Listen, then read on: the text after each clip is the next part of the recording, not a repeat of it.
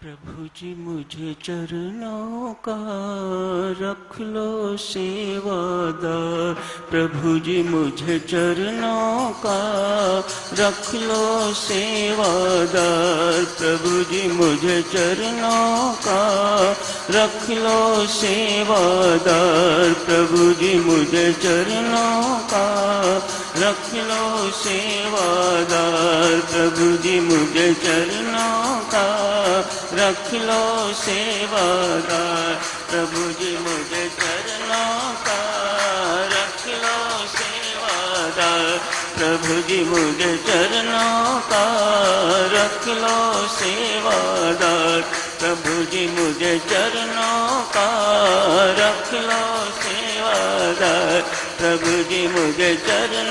का रख लो सेवादार।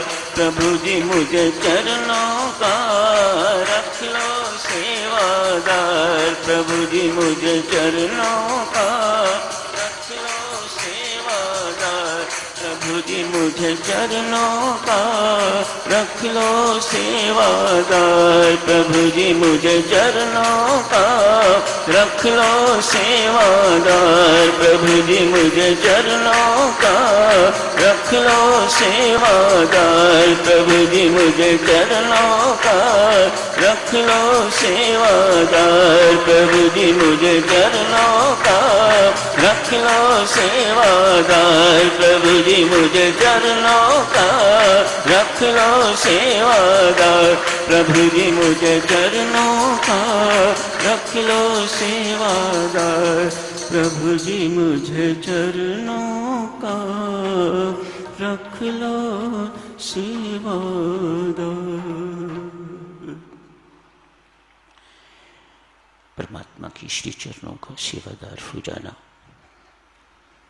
सारे संसार का सेवादार हो जाना, अर्थात परमात्मा के साकार रूप का सेवादार हो जाना ही भक्ति है। गीताचार्य भगवान श्री कृष्ण ने आज भक्ति योग नामक 12वें अध्याय का वर्णन किया है।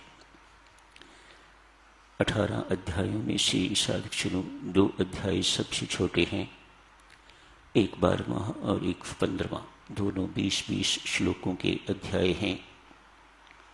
इन दोनों में से भी 12वां अध्याय अक्षरों की दृष्टि से छोटा है, सबसे छोटा अध्याय और बहुत मार्मिक अध्याय।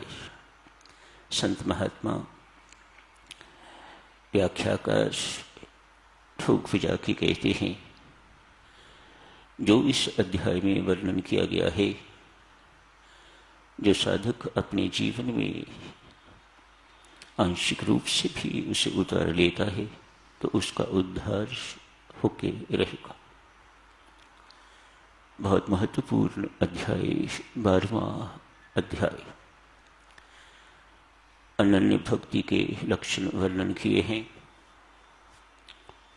क्या चिन्ह अनन्य भक्त के अंदर आ जाते हैं, कैसा भक्त मुझे प्रिय है, घोषणा करते हैं।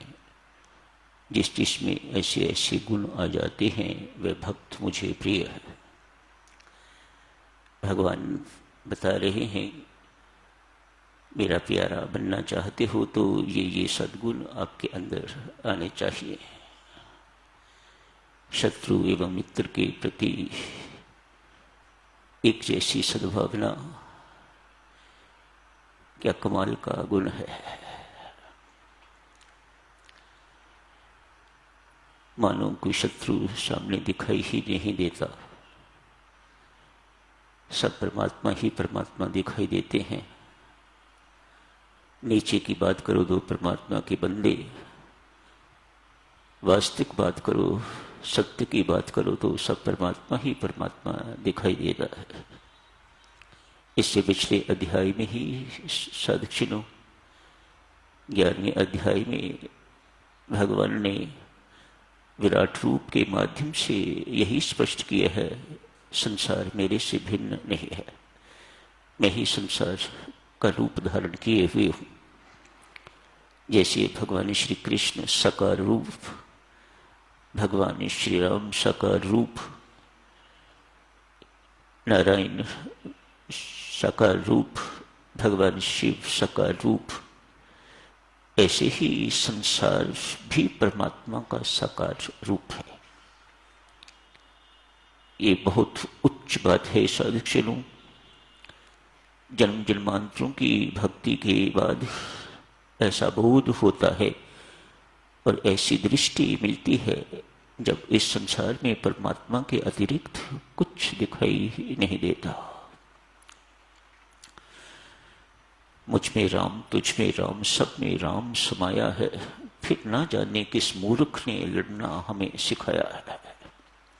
ऐसी बुद्धि हो जाती है, ऐसी दृष्टि हो जाती है। ये भक्ति का ही कमाल है। मन के शुद्धिकरण का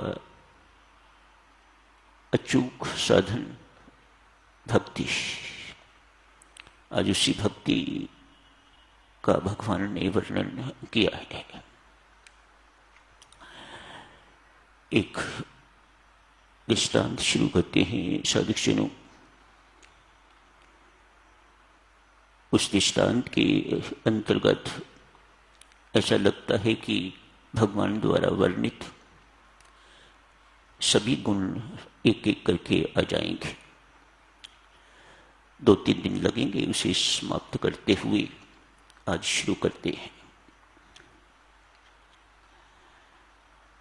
एक सम्राट है इब्राहिम, कालांतर में यही संत इब्राहिम बना है। कहते हैं अपने राज्य में बहुत प्रसिद्ध राजा हुए हैं, लेकिन परमेश्वर की कृपा तो सिर्फ राजा बनाने तक ही सीमित नहीं रहती। हर व्यक्ति जानता है ये सब कुछ भौतिक उपलब्धियां जितनी भी हैं, कोई ठेकेदार बनता है, कोई इंडस्ट्रियलिस्ट बनता है, कोई डॉक्टर इत्यादि इत्यादि, कोई शहंशाह बनता है, कोई बहुत संपन्न तो कोई बहुत विपन्न बनता है। ये सब प्रारब्ध के खेल हैं। इसे परमात्मा की कृपा कभी ना मानिएगा। परमात्मा की कृपा तो बहुत उच्च चीज है, वह बहुत बड़ी चीज है, बड़ी विलक्षण चीज है। जिस पर हो जाती है, श्रीमद् भागवत कहते हैं, जिस पर मैं कृपा करता हूं सबसे पहले उसका धन छीनता हूं, मानो उसकी संपन्नता छीनता हूं, मानो उसके अंदर से पहले मैं संसारिकता निकालता हूं तो फिर उसके अंदर मैं अपने आप को भर देता हूं।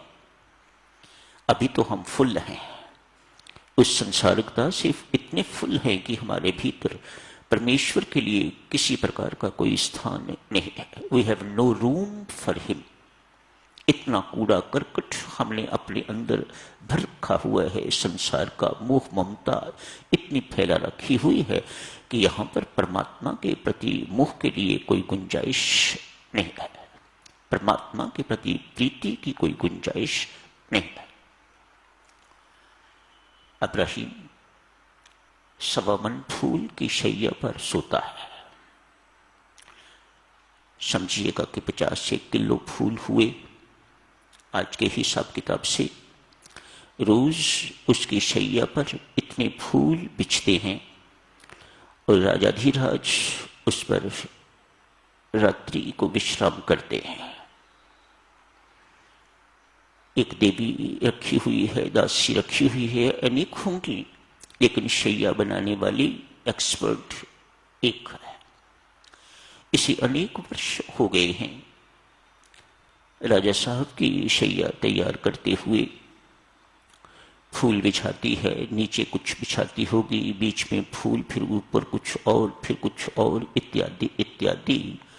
ऊपर तो कोई रेशमी चादर ही होती होगी, उस पर राजाधिराज सोते हैं। गरीब आदमी के अंदर भी तो साधुजनों दिल होता है, मन होता है, सब कुछ होता है। आज बेचारी का मन थोड़ा फिसल गया। राजा साहब 10 बजे से पहले सोने के लिए नहीं आते। मैं बिछाती हूं ये बिस्तर, इतने वर्षों से कभी लेट के नहीं देखा इसके ऊपर। आज इस पर अभी 8 ही बजे हैं। मेरा यूजुअल टाइम है बिस्तर बनाने का, शैया तैयार करने का। मैंने